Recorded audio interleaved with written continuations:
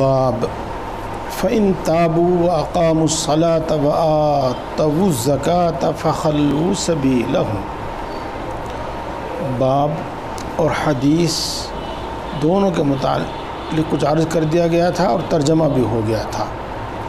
اس کے بعد سب سے پہلے تو یہ عرض ہے کہ امام بخاری علیہ الرحمہ یہ باب کیوں قائم کر رہے ہیں اور کیا کہنا چاہتے ہیں۔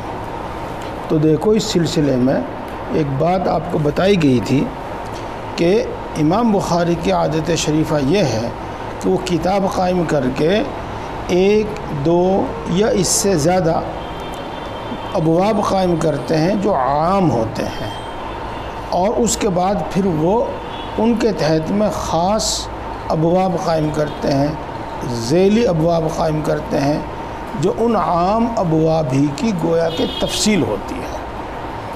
تو جو کچھ انہوں نے کہا تھا الایمان قول و فعل یزید و ینقص، اور باب قول النبی صلی اللہ علیہ وسلم بنی الاسلام علی خمس، یہ اسی کی تفسیر کر رہے ہیں، اسی کی تفصیل کر رہے ہیں۔ پھر اس کے بعد دوسرا جو باب انہوں نے قائم کیا تھا باب امور الایمان، تو اب یہ متعدد ابواب قائم کر کے اسی کی تفصیل کر رہے ہیں۔ تو اسی کی تفصیل کے سلسلے میں یہاں پر یوں کہتے ہیں یہ کہ دیکھو، اللہ تبارک و تعالی ارشاد فرماتے ہیں کہ اگر وہ توبہ کر لیں، توبہ کہیں سے کر لیں، یعنی کفر اور شرک سے توبہ کر لیں۔ اور کفر اور شرک سے توبہ کا کیا مطلب ہے؟ یعنی توحید اور رسالت کے قائل ہو جاؤ اور ایمان لیا میں، بس یہی مطلب ہوا اس کا، اور نماز پڑھنے لگے اور زکوٰۃ دینے لگے، تو تم پھر ان کو چھوڑ دو۔ فخلو سبیلہم کا ترجمہ کر دیا میں نے، پھر تم ان کو چھوڑ دو اور ان سے کوئی تعرض نہ کرو۔ تو دیکھو، دنیا میں ان کے اموال اور دماغ کی حفاظت وہ توحید و رسالت کے اقرار اور اقامت صلاۃ اور ایتاء زکوٰۃ سے ہے۔ تو اس سے ایک رد ہو گیا مرجیہ پر، جو یوں کہتے ہیں کہ اعمال کی کوئی ضرورت نہیں ہے اور طاعات مفید نہیں اور معصیت مضر نہیں، ان کا رد ہو گیا۔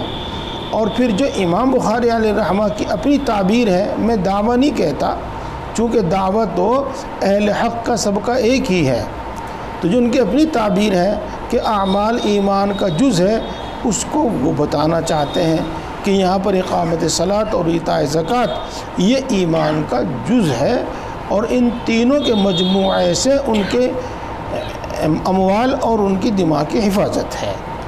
اور قریب یہی بات آگے حدیث پاک میں بھی کہی گئی ہے، تو یہ حدیث اور ترجمۃ الباب دونوں متفق ہو گئے۔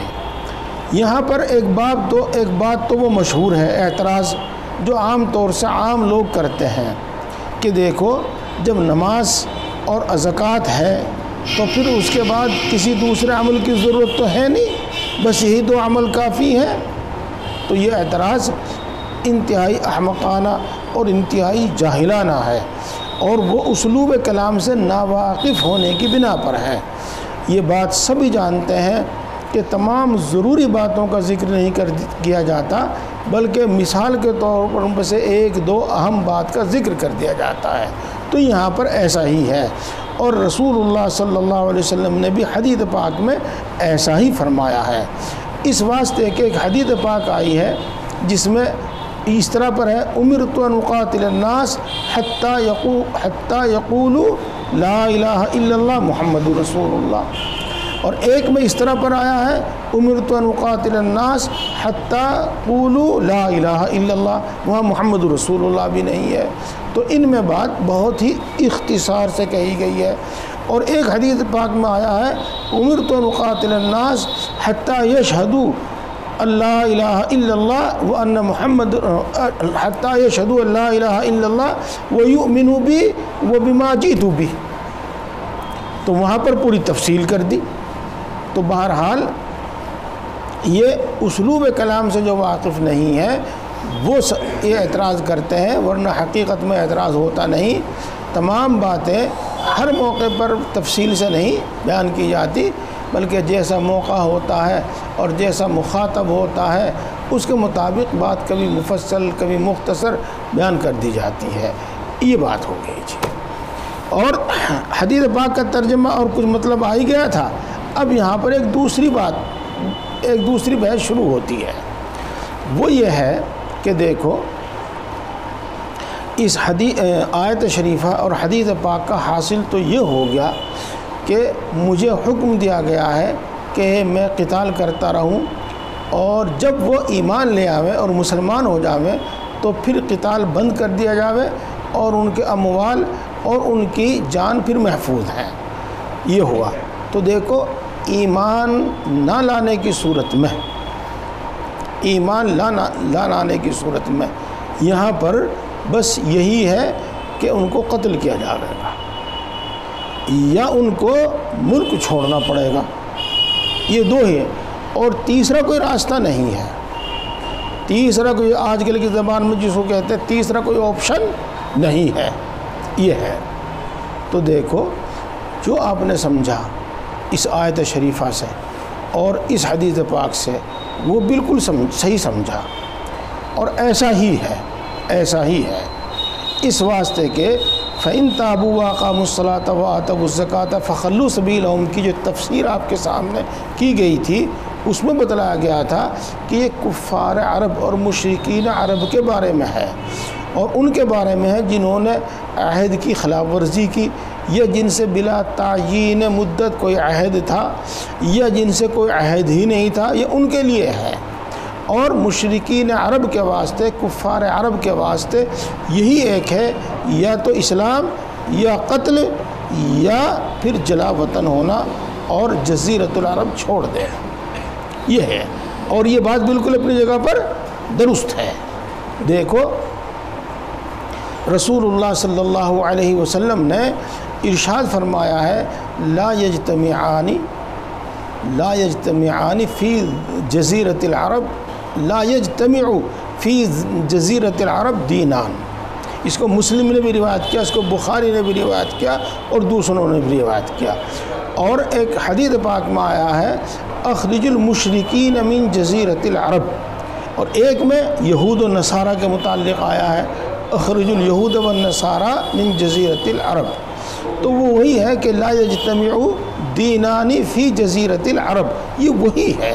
اس واسطے یہاں پر یا تو اسلام ہے یا قتل ہے یا جلا وطنی ہے، بس یہ سمجھ لیجیے گا آپ۔ اور اسی وجہ سے حضرت عمر رضی اللہ تعالی عنہ نے خیبر سے یہود کو جلا وطن کیا، اور فدق سے یہود کو جلا وطن کیا، اور اسی طریقے سے نجران سے نصارہ کو جلا وطن کیا، یہ ہے۔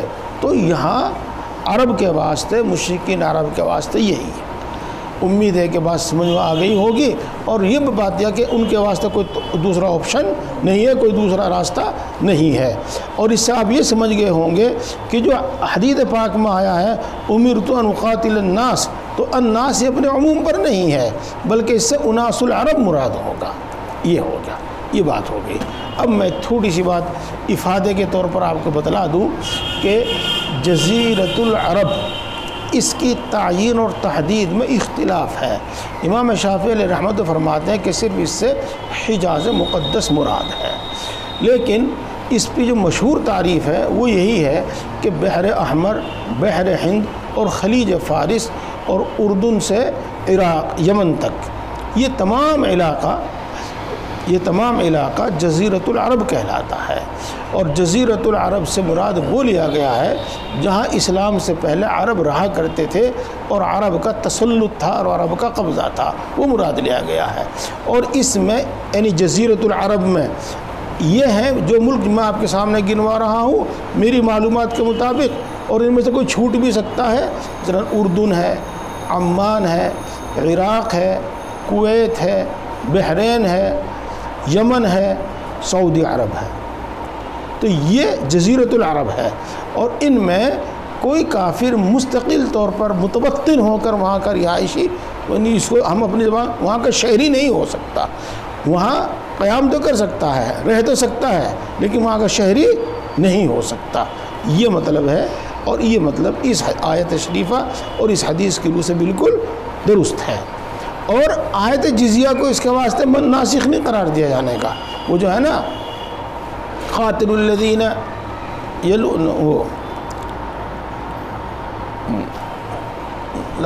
قاتل الذین لا یؤمنون باللہ ولا بالیوم الآخر ولا يدینون الدین الحق حتی یعطوا الجزیۃ عن ید وہم صاغرون۔ اسی طرح ہے، کچھ اور ہے، قاتل الذین لا یؤمنون باللہ ولا بالیوم الآخر ولا يحرمون ما حرم اللہ ورسولہ ولا يدینون الدین الحق حتی من اہل الکتاب جی من الذین اوتوا الکتاب حتی یعطوا الجزیۃ عن ید وہم صاغرون۔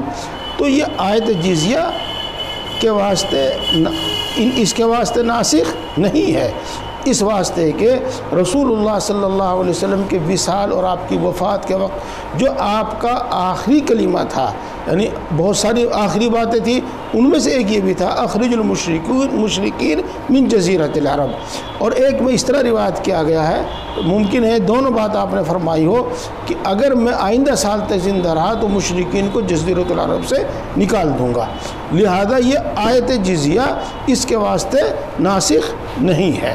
یہ بات اب مطلب یہ سمجھ میں آتا ہے کہ جزیرۃ العرب میں تو یہی ہے جو آپ نے سنا، اور جزیرۃ العرب کے علاوہ پھر یہ ہے کہ یا وہ صلح کر لیں، جیسے کہ وَإِن جَنَحُوا لِلسَّلْمِ فَاجْنَحْ لَهَا وَتَوَكَّلْ عَلَى اللَّهِ، اور یہ وہ جزیہ دینے کے واسطے تیار ہو جائیں، جیسے کہ اس آیت شریفہ میں کہا گیا ہے۔ تو دوسری جگہوں پر تین آپشن ہیں، تین صورتیں، تین راستے ہیں، ایمان، جزیہ اور صلح، اور جزیرۃ العرب میں صرف ایک ہی ہے، یہ کہ لو دو، قتل یا جلا وطن، اور دوسری جگہوں پر یہ تین ہیں۔ یہ بات سمجھ میں آ گئی ہوگی امید ہے۔ البتہ اس میں ایک اختلاف ہے کہ جزیہ صرف اہل کتاب سے لیا جائے گا، تمام مشرکین سے لیا جا سکتا ہے، تو اس میں قول فیصل، قول صحیح یہی ہے کہ جزیہ صرف اہل کتاب ہی سے نہیں بلکہ تمام مشرکین سے لیا جائے گا۔ اور الذین ولا یدین الدین حق من الذین اوتوا الکتاب، یہ ان کی شراعت کے واسطے قید لگائی گئی ہے، اور یہ قید احترازی نہیں ہے، شراعت کے باوجود ہے کہ ان کے پاس پہلی آسمانی کتابیں موجود ہیں اور ان میں نبی آخر الزماں محمد مصطفیٰ صلی اللہ علیہ وسلم کا ذکر ہے، اس کے باوجود بھی ایسا نہیں کرتے، تو ان کا ذکر شراعت کے واسطے ہے، وہ احتراز کے واسطے نہیں ہے، لہذا اب اس پر کوئی اعتراض نہیں ہے۔ یہ بات ایک ہو گئی۔ اب اس کے بعد ایک دوسری بات سمجھیے گا، وہ یہ کہ بعض حضرات یہاں پر اقامت صلاۃ کی قید کی وجہ سے تارک صلاۃ کی سزا بیان کرنے لگے، اور آتب الزکوٰۃ کی وجہ سے ترک زکوٰۃ کی سزائیں بیان کرنے لگے۔ تو دیکھو میں یہ سمجھتا ہوں کہ یہ اس کا محل نہیں ہے، یہ اس کا محل نہیں، یہاں تو صرف ایک ہی ہے۔ اس پوری آیت شریفہ کا مفہوم یہ ہے کہ مسلمان ہو جائیں، اسلام قبول کر لیں، اور اسلام کی بڑی علامتوں میں سے تین علامت ہیں، ایک اقرار باللسان، اور دو بڑی علامت ہیں، اقرار باللسان اور عمل بالارکان، اور عمل بالارکان میں سے دو بڑے عمل، ایک نماز اور ایک زکوٰۃ کا ذکر ہے۔ اور اب اس کا جو الٹا ہے وہ یہ کہ اسلام قبول نہ کریں، تو اسلام قبول نہ کرنے کی تو سزا یہاں بیان کی جاوے، لیکن یہاں ترک صلاۃ اور ترک زکوٰۃ کے احکام بیان کرنا میں سمجھتا ہوں باب سے کوئی میل نہیں کھاتا یہ بات۔ اور دوسری بات یہ بھی سمجھ لیجیے گا کہ آگے جو حدیث پاک میں فرمایا گیا الا بحق الاسلام، تو اب اس کا مطلب یہ ہوگا کہ جو وہ ایک مرتبہ اسلام قبول کر لیں گے، اب ان کے ساتھ جو برتاؤ کیا جائے گا وہ اسلامی قانون اور قاعدے کے مطابق کیا جائے گا۔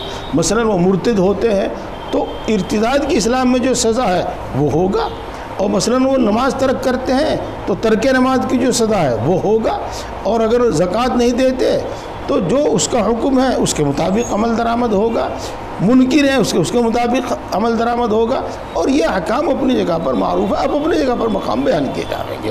یہ بات ہو گئی جی۔ بس اس میں سمجھتا ہوں کہ قریب سبھی باتیں آ گئی۔ ہاں وحسابہم علی اللہ، اس پر ایک تھوڑی سی گفتگو ہے.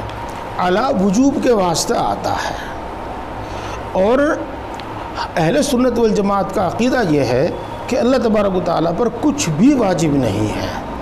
تو جب یہاں حسابہم علی اللہ فرمایا گیا ہے تو اس کا مطلب یہ ہے کہ حساب واجب ہے، لیکن یوں سمجھ لینا چاہیے کہ ہر بات اس فن کی اصطلاحات کی روشنی میں سمجھی جاتی ہے.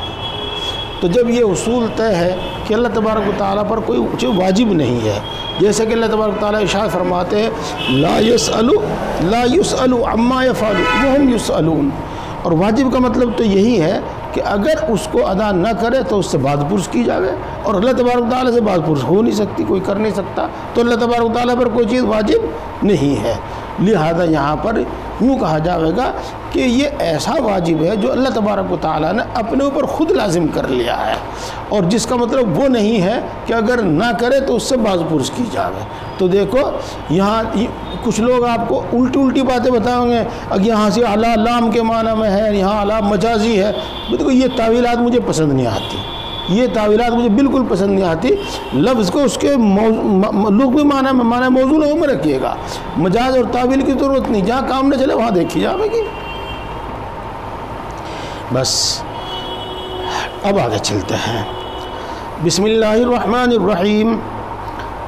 باب من قال ان الایمان هو العمل لقول الله تعالى وتلك الجنة التي اورثتموها بما كنتم تعملون. وقال عدة من اهل العلم في قوله تعالى فوربك لنسألنهم اجمعين عما كانوا يعملون عن قول لا اله الا الله. وقال تعالى لمثل هذا فليعمل العاملون. وبالسند المتصل إلى الإمام الهمام الحافظ الحجة أمير المؤمنين في الحديث أبي عبد الله محمد بن إسماعيل البخاري رحمه الله قال حدثنا أحمد بن يونس وموسى بن إسماعيل قال حدثنا إبراهيم بن سعد قال حدثنا ابن شهاب عن سعيد بن المسيب عن أبي هريرة رضي الله عنه أن رسول الله صلى الله عليه وسلم سئل أي الأعمال أفضل فقال إيمان بالله ورسوله قيل ثم ماذا قال الجهاد في سبيل الله قيل ثم ماذا قال حج مبرور. یہ اب آپ سب سے پہلے یہاں باب کے متعلق سنیے گا. تو دیکھو تفصیل آپ کے سامنے آئی، اور اشارے کبھی کبھی یہ بین سطور بھی کر دیتے ہیں. تو باب من قال یہ اضافت اور رفع کے ساتھ پڑھا جائے گا، اور باقی باتیں آپ کو معلوم بتائی ہوئی ہیں. یہ اس شخص کا باب ہے جس نے کہا کہ ایمان عمل ہی ہے، جس نے کہا کہ ایمان عمل ہی ہے. بس اب لقولی تعالیٰ آگے اس کی دلیل آ رہی ہے. پہلے آپ اسی کو سمجھیے گا، ترجمے سے بات کچھ سمجھ میں نہیں آتی. دیکھو یہ شخص جو بھی ہے، نہ تو محشی حضرات نے اس کے بارے میں کچھ فرمایا اور نہ شرح نے کچھ فرمایا. یہ قائل جو بھی ہے یہ کہنا چاہتا ہے کہ اعمال ہی ایمان ہے، نماز ہی عمل ہے، روزہ ہی نہیں، ایمان ہی نماز ہی ایمان ہے، روزہ ہی ایمان ہے، یعنی اعمال ہی ایمان ہے. یہ کہنے والا یہ کہتا ہے، یہ ہوگا. اگرچہ امام بخاری علیہ رحمہ یہ نہیں کہتے کہ اعمال ایمان ہے، بلکہ وہ تو یوں کہتے ہیں کہ تین چیزوں کا مجموعہ ایمان ہے اور اعمال ایک جز ہے. تو فرق دونوں میں یہ ہوا کہ ان کے نزدیک اعمال جز ہے اور اس قائل کے نزدیک عمل خود ایمان ہے. بات دونوں کا فرق تو سمجھ میں آ گیا. اب سوال یہ پیدا ہوتا ہے کہ امام بخاری علیہ رحمہ یہاں ایسا کیوں کر رہے ہیں؟ جو ان کا مذہب بھی نہیں ہے، جو ان کا قول بھی نہیں ہے، اس کے متعلق باب قائم کر کے اس کو مدلل کر رہے ہیں آیتوں سے، حدیثوں سے. ایسا کیوں کر رہے ہیں؟ دراصل اس میں یہ یوں کہتے ہیں کہ ایک تو من وجہن، اس سے امام بخاری علیہ رحمہ کی تائید ہوتی ہے. کس طرح سے تائید ہوتی ہے کہ یہ اعمال کو ایمان کا جز کہتے ہیں اور یہ قائل خود اعمال ہی کو ایمان کہتا ہے ایک قدم آگے بڑھ کر. تو اس سے امام بخاری کی تائید ہوتی ہے. ایک تو اس لیے انہوں نے یہ باب قائم کیا ہے، اور دوسرے مرجیہ، کرامیہ، جہمیہ، ان سب پر تو تردید ہے ہی، ان سب کی تردید تو ہے ہی. یہ ہے تو امام بخاری کی عادت یہی ہے جو آپ کے سامنے بیان کی گئی ہے. بخاری شریف میں بہت سے ابواب آپ دیکھیں گے، باب من قال، تو وہاں پر اس قائل کی رائے سے متفق نہیں ہوتے، لیکن اس کی رائے سے من وجہ ان کی تائید ہوتی ہے، اس واسطے وہ اس کو ذکر کرتے ہیں.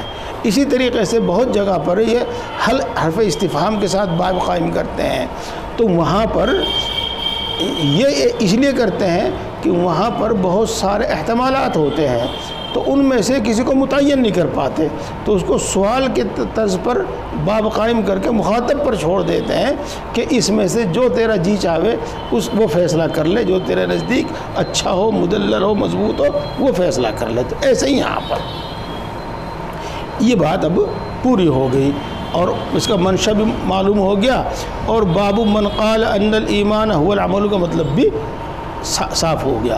اب آپ اس کی دلیل سنیے گا، اور دلیل میں یہ آیت شریفہ پیش کرتے ہیں، تلک الجنۃ التی اورثتموها بما کنتم تعملون. ترجمہ کرنے کی تو ضرورت نہیں ہے، لیکن پھر بھی ترجمہ کرتا ہوں کہ یہ وہ جنت ہے جس کا تم کو مالک بنایا گیا ہے تمہارے اعمال کی بدولت.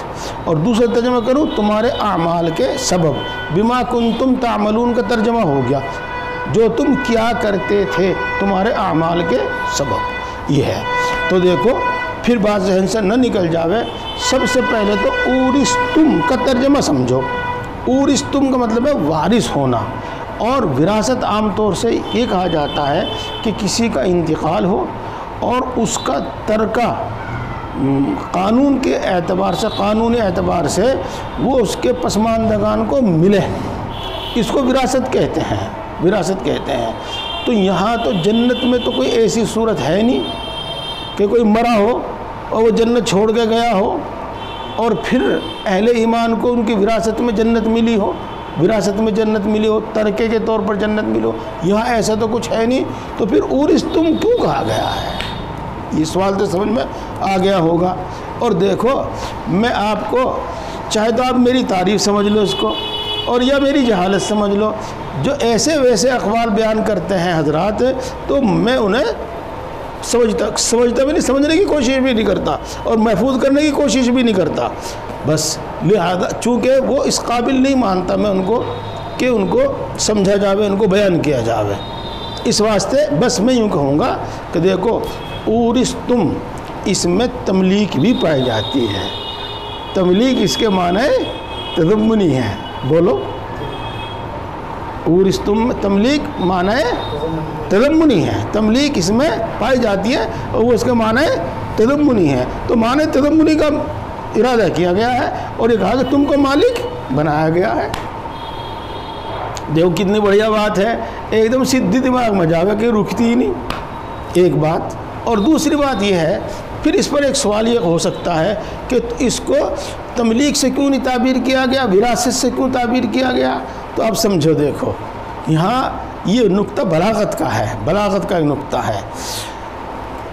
تملیک کے یعنی مالک بننے کے، تملک کہہ لو، تملیک کہہ لو، اس کے جتنے بھی ذرائع ہیں ان میں سے ایک ذریعہ صرف وراثت ہی ایسا ہے کہ جس میں مالک بننے کے بعد پھر اس کی ملکیت ختم ہونے کا احتمال نہیں ہے، اور باقی جتنے بھی ذرائع ہیں ان میں ملکیت کے ختم ہونے کا احتمال ہے.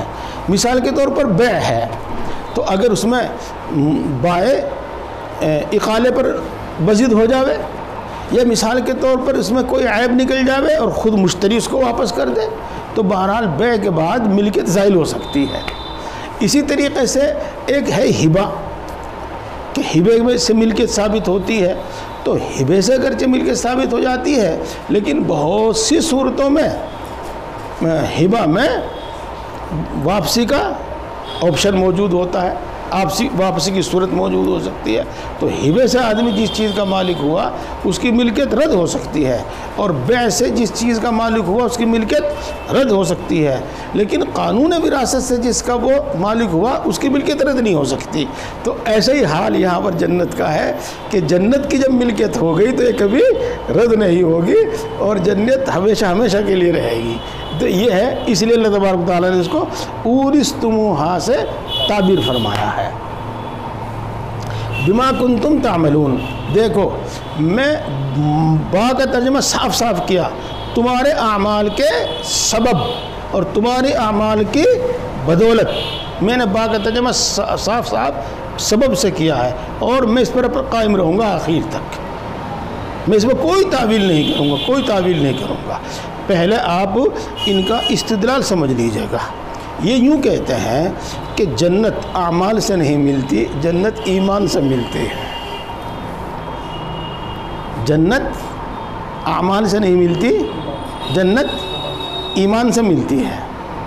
مثال کے طور پر کسی شخص کے پاس ایمان ہے، اعمال بالکل نہیں ہے، تو کبھی نہ کبھی جنت میں پہنچ جائے گا.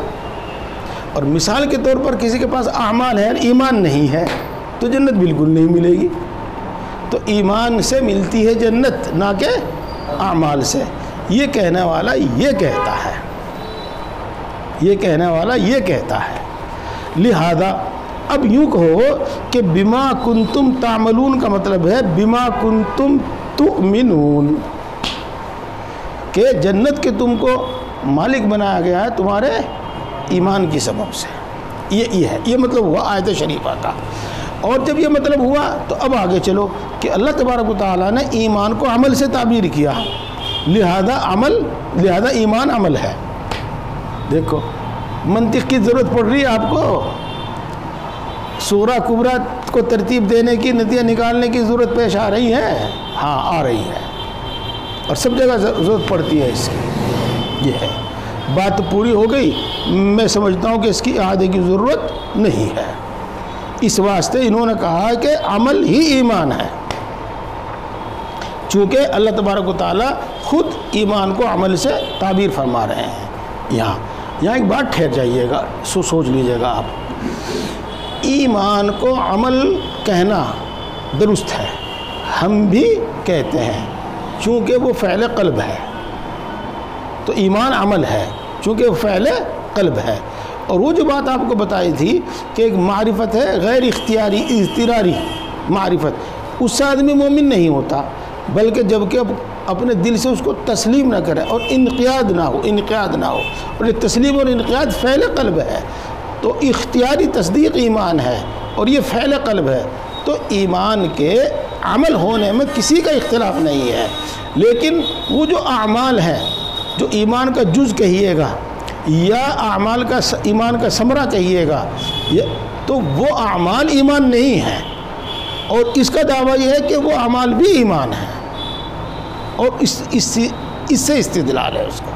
یہاں تک بات سمجھ میں آ گئی، اور اگر نہ سمجھ میں آئی ہو تو بولیے. اب آگے میں ترجمہ کرنے سے پہلے آپ کو ایک بات زبانی سمجھاتا ہوں اور پھر بات آگے چلے گی.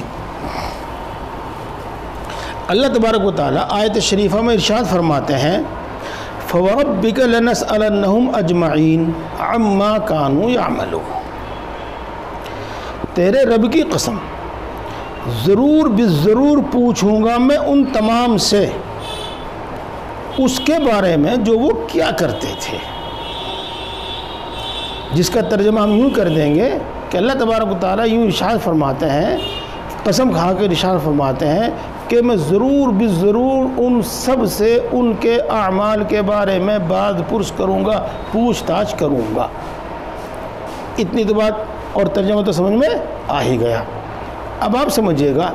تو عما کانوا یعملون جو ہے، عما کانوا یعملون، بہت سے مفسرین نے، سلف میں سے بہت سے مفسرین نے اس کی تفسیر لا الہ الا اللہ سے کی ہے.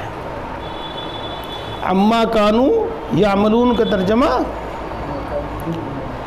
عما قالوا لا الہ الا اللہ، کہ لا الہ الا اللہ کے بارے میں ان سے یوں کہو اما قالوا نہیں، عن لا الہ الا اللہ، یوں کہو بس عن لا الہ الا اللہ، فوربک لنسألنہم اجمعین عن لا الہ الا اللہ، یہ ہے۔ اب اس کی وضاحت اس طرح پر ہے کہ کفار صرف توحید اور رسالت کے مخاطب ہیں، یعنی ایمان کے مخاطب ہیں، اور مخاطب کہہ لو یا مکلف کہہ لو، ان سے صرف ایمان اور ایمان کا مطالبہ ہے، یا ایمان کے اعمال کا بھی مخاطب ہے اور اس کا بھی مطالبہ ہے۔ اگر یہ کہا جاوے کہ صرف ایمان کا ان سے مطالبہ ہے اور وہ ایمان کے مخاطب ہے، تو اس کا مطلب یہ ہوگا کہ ایمان کے بارے میں ان سے سوال ہوگا بس، نہ وہ اعمال کے مخاطب، نہ وہ اعمال کے مکلف، نہ اعمال کا ان سے سوال ہوگا، اور صرف کفر پر یعنی عدم ایمان اور کفر پر ان کو عذاب ہوگا، اور ترک اعمال سے یعنی نماز روزہ وغیرہ ان کے ترک سے نہ سوال ہوگا، نہ ان کے ترک پر کوئی عذاب ہوگا، بس کفر پر عذاب ہوگا اور ترک توحید پر عذاب ہوگا۔ یہ سمجھ میں آئی بات؟ اب ایک دوسرا مطلب یہ ہے کہ نہیں، وہ جس طرح ایمان اور توحید کے مخاطب ہیں اسی طریقے سے اعمال کے بھی مخاطب ہیں، اور جب یہ ایسا ہے تو مطلب یہ ہوگا کہ ان سے بعض پرس اور سوال توحید کے بارے میں بھی ہوگا، ایمان کے بارے میں بھی ہوگا اور اعمال کے بارے میں بھی ہوگا، اور ان کو عذاب ترک توحید اور ترک ایمان پر بھی ہوگا اور ترک اعمال کا بھی عذاب ہوگا۔ اب یہ ہے تو دیکھو اس میں ایک بات تو متفق علیہ ہے کہ ترک توحید کا سے کہ وہ توحید کے وہ مخاطب ہیں اور اعمال کے مخاطب ہیں، یہ مختلف ہی ہے، تو اس کا مطلب یہ ہوگا کہ ان سے صرف توحید کا سوال ہوگا اور ترک توحید اور ترک ایمان پر ان کو عذاب ہوگا۔ یہ بات سمجھ میں آئی نا؟ تو عما کانوا یعملون کا مطلب یہاں پر اعمال نہیں بلکہ ایمان ہے، لا الہ الا اللہ۔ اب جب یہ بات ہو گئی تو اب اس ہو کہ جب اللہ تبارک و تعالیٰ خود ایمان کو اعمال سے تعبیر فرما رہے ہیں تو معلوم یہ ہوا کہ ایمان عمل ہے، ایمان عمل ہے، عمل ایمان ہے، یہ ہے۔ تو یہ ہے، اور میں عرض کر چکا ہوں کہ ایمان کے عمل ہونے میں، فعل قلب ہونے میں کسی کا اختلاف نہیں ہے، ہم بھی اس کے قائل ہیں۔ البتہ دوسرے اعمال کو یعنی اعمال جوارح کو ایمان کہا جاوے تو یہ درست نہیں ہے، بات ہو گئی۔ اب اسی طرح آگے چلیے گا، وقال عدۃ من اہل العلم، یہ عدۃ من اہل العلم کا ترجمہ ہے کہ اہل علم کی ایک جماعت، اس میں حضرت انس رضی اللہ تعالیٰ عنہ بھی ہیں، حضرت مجاہد رضی اللہ رحمہ اللہ بھی ہیں، اور ایک دو اور صحابی کا تو ایک ہی کا نام آیا، دو تابعین کا نام ہے۔ وہ کہتے ہیں کہ عما کانوا یعملون کا ترجمہ ہوگا ان لا الہ الا اللہ، یہ ہے عدۃ من اہل العلم کا مطلب۔ وقال تعالیٰ لمثل ھذا فلیعمل العاملون، اس کو بھی آپ سمجھے گا، یہ سورہ صافات کی ایک آیت ہے، اور اس کا حاصل یہ ہے، آگے پیچھے سب ملا کر اس کا حاصل یہ ہے کہ ایک شخص تھا، نہیں دو بھائی تھے، ان کو دونوں کو وراثت میں اچھا خاصا مال ملا، تو ان میں سے ایک تو ملحد تھا، ملحد نے کہا وہ کافر تھا، آخرت کو مانتا نہیں تھا، لہذا اس نے اپنا تمام مال خوب بڑھایا، بچایا، کہیں خرچ نہیں کیا۔ اور جو دوسرا تھا وہ مومن تھا، آخرت پر ایمان رکھتا تھا اور صدقہ و خیرات کے ثواب کا یقین رکھتا تھا، تو اس نے اپنا وہ مال خیرات کیا اور سبھی خیرات کر دیا۔ اس کے بعد ایک موقع پر اس کو ضرورت پڑی تو اس نے اپنے بھائی سے مانگا، تو بھائی نے کہا کہ تیرے پاس تو بہت سارا مال تھا، وہ کیا ہوا؟ اس نے کہا کہ میں نے آخرت کے ثواب میں کی امید میں اس کو خرچ کر دیا۔ تو اس نے کہا انت من المتصدقین، کیا تو آخرت کی تصدیق کرنے والوں میں سے ہے؟ یہ ہے، اس نے یہ کہا۔ یہ اچھا، اور یہ قصہ ہو کر اور گویا کہ ان میں ایک بحث مباحثہ ہو کر بات ختم ہو گئی۔ اب یہ شخص جو مومن تھا، جس نے اپنا تمام مال خیرات کر دیا تھا، یہ تو جنت میں تھا، اور وہ شخص اس کا بھائی جو آخرت پر ایمان نہیں رکھتا تھا وہ جہنم میں تھا۔ تو جنتی شخص نے یہ پورا قصہ قرآن پاک میں بیان کیا گیا ہے. جنتی شخص نے اس کا ذکر کیا کہ دنیا میں میرے ایک بھائی تھا اور وہ ایسا ایسا کہا کرتا تھا. تو جب اس نے ذکر کیا تو اللہ تبارک و تعالیٰ فرمایا هل انتم مطلعون، کیا تم اس کو جہنم میں جھانک کر دیکھنا چاہتے ہو؟ فاطلع فرآہ فی وراء الجحیم فی سواء الجحیم، تو اس نے دیکھا کہ وہ جہنم کے بیچوں بیچ پڑا ہوا ہے. یہ قصہ ہوا. اس کے بعد آگے چل کر ہے یہ شخص کہتا ہے ذالک هو الفوز العظیم، جنت کا جنت کی نعمتوں کا ذکر کرنے کے بعد یہ کہتا ہے کہ یہ بڑی کامیابی ہے. اور یوں کہتا ہے فلذالک فلیعمل العاملون، تو عمل کرنے والوں کو چاہیے کہ اس کے واسطے عمل کریں.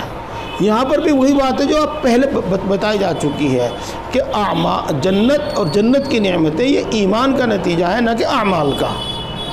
یہ کہتے ہیں. تو معلوم یہ ہوا کہ فلیعمل العاملون کا مطلب ہے فلیؤمن المؤمنون، یہ مطلب ہے اس کا. اور اس سے امام بخاری علیہ الرحمہ نے ان آیتوں سے یہ ثابت کیا ہے کہ عمل ایمان ہے، چونکہ اللہ تبارک و تعالیٰ ایمان کو عمل سے تعبیر فرماتا ہے، اس لیے عمل ایمان ہے. بس یہ بات یہی ہوگی، اور آگے چلوں گا تو پھر دیر ہو جاوے گی. اور پورا باب عبارت ترجمہ مطلب سب ایک ہی دن ہو جاوے تو ٹھیک ہے. ایسی صورت